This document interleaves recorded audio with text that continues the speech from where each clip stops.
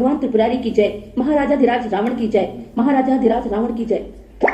महारानी, आज महादेव शंकर के मंदिर में महाराजाधिराज रावण ने 10वां उत्सव मनाया। आपने राजाधिराज रावण की जय नहीं बोली। महाराजाधिराज राम की जय, महाराजाधिराज राम की जय। आपको पाने के लिए महाराज ने भगवान शंकर के मंदिर में 10 उत्सव किए। आपने 10 बार क्या, एक बार भी महाराज रावण की जय नहीं कही। ऐसे श्री राम की शोभा की, ऐसे श्री राम की जय, एक बार नहीं 10 बार जय। आप जानती हैं इस हट का क्या परिणाम होगा? मैं उस परिणाम के लिए बिल्कुल व्याकुल हूं बहन। यदि शरीर से श्री राम के दर्शन न कर सकूं तो प्राण से ही उनके समीप पहुंच सकूं। महाराज श्री राम से जाकर कौन कहे कि तुम अभी तक नहीं आए और सीता तुम्हारे विरह में महारानी, महाराज रावण इधर ही आ रहे हैं। विचित्रा, तू बाहर जाकर महाराज का स्वागत कर। जी बहुत अच्छा। महारानी, आप सिसकियां क्यों भर रही हैं? आज तो उत्सव का दिन है। महाराज रावण ने आज भगवान शंकर की पूजा कर स्वयं वेद पाठ किया और पूजा करने के पूर्व महाराज ने आज्ञा दी थी कि आज महारानी सीता का श्रृंगार हो। जिसके हृदय में राम है उसको श्रृंगार की आवश्यकता नहीं। राम का स्मरण करते हुए आप थकती नहीं। आज आप इस नाम को भूल जाए। इस समय महाराज रावण का नाम सबसे ऊंचा है। उफ, आज महाराज की कितनी भव्य मूर्ति थी। मस्तक पर त्रिपुंड, बाहों में कितनी कमनीयता, जैसे यज्ञ के धुएं की काली रेखाएं हों। नेत्र यज्ञ के धुएं से कुछ कुछ लाल थे। हाथ में चंद्रहास तलवार थी। क्यों चित्रा? और जब उन्होंने चंद्रहास से अपना मस्तक काटकर भगवान शंकर के सामने अर्पण किया तो उनके कटे हुए सिर के मुख पर कितनी मधुर मुस्कान थी। और चित्रा, कितने आश्चर्य से हम लोगों ने देखा कि कटे हुए मस्तक के नीचे से दूसरा सिर फिर से महाराज के गले पर सुसज्जित हो गया है। ये प्रताप भगवान शंकर का है, क्यों सौदामिनी? महाराज की भक्ति का नहीं। वे इतने बड़े भक्त हैं, ये तो संसार जानता है। जब उन्होंने एक बार शंभु सहित सफेद कैलाश पर्वत उठाया तो ऐसे मालूम हुआ जैसे आकाश रूपी नीले सरोवर में महाराज के हाथ रूपी कमल पर हंस शोभायान हो रहा है। बिना ऊंची भक्ति के भला भक्त भगवान शंभु को कैलाश पर्वत सहित उठा सकता है? ये तो महाराज का बल है सौदामिनी। महाराज की शक्ति और शूरवीरता तो इतनी अधिक है कि जब उन्होंने अपने हाथ में अपना सिर काटकर अग्नि में होम किया तो ब्रह्मा के लिखे हुए मस्तक के लेख महाराज ने अपने नवीन मुख से पढ़े। उनमें लिखा हुआ था कि तुम्हारी मृत्यु नर के हाथों से होगी।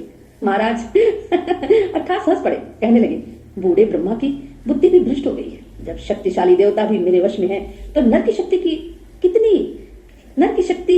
कितनी है कि वो मेरे सामने खड़ा हो सके। महारानी सीता, ऐसे शक्तिशाली महाराज की बात स्वीकार करने में तुम्हें संकोच है?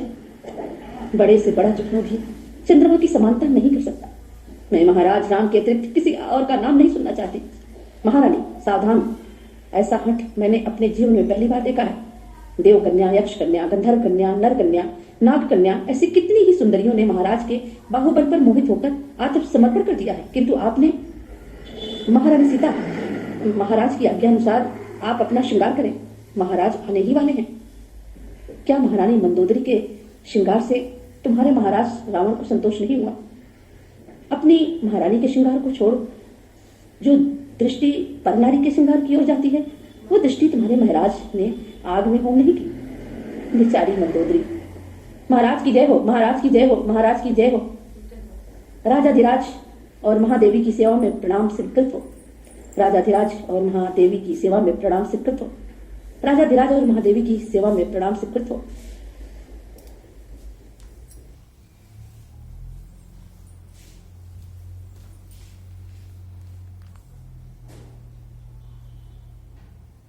मैं भी जा रही हूँ महारानी सीता। पतिदेव रुष्ट हो गए। ये त्रिजटा दासी तुम्हारे समीप रहेगी। एक मास और 11 रुद्रों की साक्षी। क्यों नहीं आज उस दुष्ट ने मुझे इस विरह दुख से मुक्त कर दिया? 1 मास और कैसे सहूं? प्रभु के विरह में एक एक दिन युग के समान बीत रहा है, उस पर अभी 1 मास की लंबी अवधि। प्रभु अब मैं जीवित नहीं रहूंगी। मैं जीवित नहीं रहना चाहती। तुम्हारी होकर तुमसे कितनी दूर हूं। एक एक क्षण मुझे चंद्रहास की धार से भी अधिक तीक्ष्ण ज्ञात होता है। हाय, मेरा जीवन नष्ट क्यों नहीं हो जाता? मेरे ही कारण मेरे प्रभु को व्यंग सुनने पड़ते हैं। संसार देख रहा है कि मैं प्रभु की हूँ और प्रभु अभी तक नहीं आए। मैं कितनी अभागिनी हूँ। महारानी, आप दुख न करें। आपकी सेवा के लिए मैं तैयार हूँ। मैं त्रिजटा हूँ, आपकी आज्ञाकारिणी सेविका। त्रिजटा, तुम मेरी सेवा करोगी तो यही सेवा करो कि लकड़ियां लाकर मेरे लिए चिता बना दो और उसमें आग लगा दो। अब प्रभु राम का ये विरह मुझसे सहन नहीं होता। राम के विरह की ज्वाला से चिता की ज्वाला शीतल होगी। मैं कहां तक दुष्ट रावण के दुर्वचन को सुनूं? मैं प्रभु राम के शत्रु को अपनी आंखों के सामने कैसे देखूं? मेरे प्रेम को सार्थक करो और मुझे चिता में जल जाने दो। मैं अपने हृदय की वेदना कैसे कहूं? महारानी, आप इतनी दुखी ना, आप दुखी क्यों होती हैं? प्रभु राम आपका उद्धार अवश्य करेंगे। क्या कहा? क्या कहा? फिर से कहो देवी, फिर से कहो। प्रभु राम, प्रभु राम। हाँ हाँ, प्रभु राम आपका उद्धार अवश्य करेंगे। आप ही ने तो कहा था कि प्रभु राम के बाण। हाँ हाँ, कहती जाओ देवी, कहती जाओ। मैं प्रभु की राम की बात सुनना चाहती हूँ। यही तो आपने कहा था कि भगवान राम के बाण जब रावण के सिरों को काटकर भगवान के निशंग में प्रवेश करेंगे तो महात्मा लक्ष्मण उनसे पूछेंगे कि अन्यायी के रक्त का स्वाद कैसा है। किंतु किंतु ये सब कब होगा देवी त्रिजटा?